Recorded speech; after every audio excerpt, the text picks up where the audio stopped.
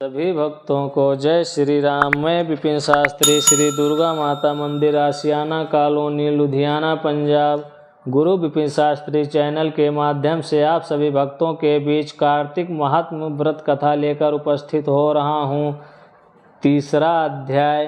कथा श्रवण करने से पहले हम अपने गुरु महाराज इष्ट देव का ध्यान करते हैं। मंगलम भगवान विष्णु मंगलम गरुड़ध्वजा मंगलम पुंडरीकाक्षां मंगलाय तनो हरे। सत्यभामा बोली, हे प्रभो, आप तीनों काल स्वरूप और काल के सभी भाग सम हैं, फिर कार्तिक मास उत्तम क्यों है?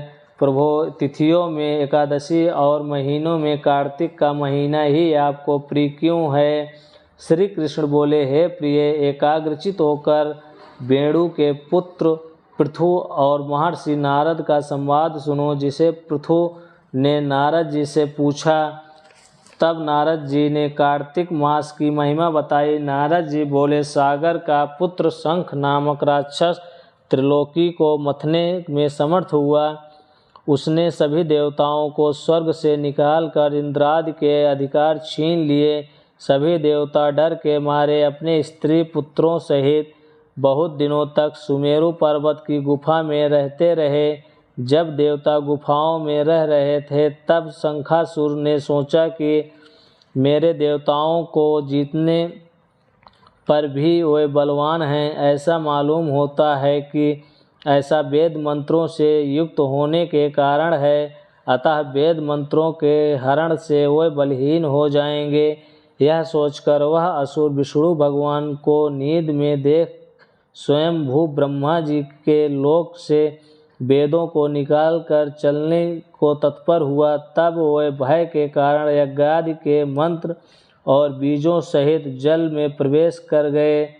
जब तो शंखासुर भी उन्हें ढूंढता हुआ समुद्र में घूमने लगा, परंतु वेद कहीं भी प्राप्त न हुए। पीछे से ब्रह्मा जी सभी देवताओं को संग लेकर पूजा सामग्री इकट्ठी कर वैकुंठ में विष्णु भगवान की शरण में गए। वहां उनके जागने के लिए सब देवता गाने बजाने लगे और गंध धूप देने लगे। उनकी भक्ति से संतुष्ट होकर भगवान जाग गए। तब सभी देवताओं ने दर्शन कर षोडशोपचार से पूजा व साष्टांग दंडवत की। तब भगवान विष्णु उनसे कहने लगे, हे देवताओं, मैं तुम्हारी पूजा आदि मांगलिक कार्यों से प्रसन्न हूँ और तुम्हारी अभिलाषा पूर्ण करने का वरदान देता हूँ। जो मनुष्य आश्विन शुक्ल पक्ष की एकादशी से देव उठानी एकादशी तक पहर रात्रि रहे तुम्हारी तरह भजन कीर्तन करेंगे, वे मुझे प्रसन्न कर मुझी को प्राप्त होंगे। मेरे लिए लाए हुए पाद्य अर्घ आचमन आदि अनंत गुण होकर तुम्हारे सुख का कारण होंगे। शंखासुर द्वारा हरण किए हुए जल में स्थित वेदों को मैं शंखासुर को मार लाऊंगा और वे बीज मंत्रों सहित सब वेद प्रतिवर्ष कार्तिक मास में सदा जल में निवास करेंगे।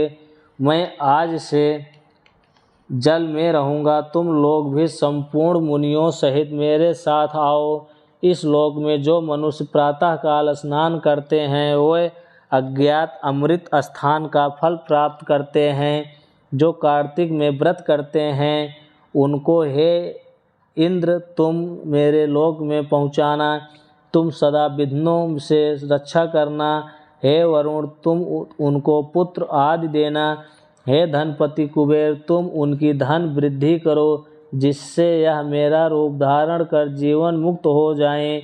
और हे अन्य देवताओं, जो जन्म पर्यंत तक इन व्रतों को धारण करते हैं, वह तुम्हारे द्वारा भी पूज्य हैं।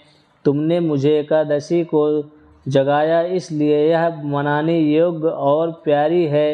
हे देवताओं, भली प्रकार किए गए ये दोनों व्रत मनुष्यों को मेरे पास पहुँचा देते हैं।